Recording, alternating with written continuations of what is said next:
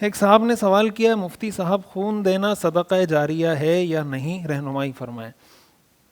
دیکھیں، صدقہ جاریہ کا جو بنیادی تصور ہے نا اسلام میں، وہ یہ ہے کہ کوئی بھی ایسی چیز، یعنی قرآن حدیث کی نصوص میں غور کرنے سے جو بات معلوم ہوتی ہے، کوئی بھی ایسی چیز جس سے اس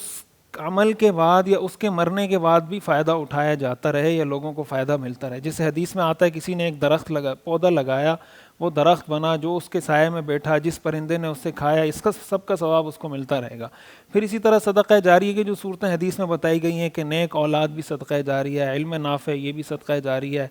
اسی طرح حضور علیہ الصلاۃ والسلام نے صدقہ جاریہ کی کچھ شکلیں بتائی ہیں کہ کہیں کنواں کھدوا دیا، کہیں قرآن کریم کا نسخہ رکھوا دیا، جو بھی اس طرح کی صورتیں جس سے مستقل فائدہ اٹھایا جاتا رہے۔ تو خون دینے کی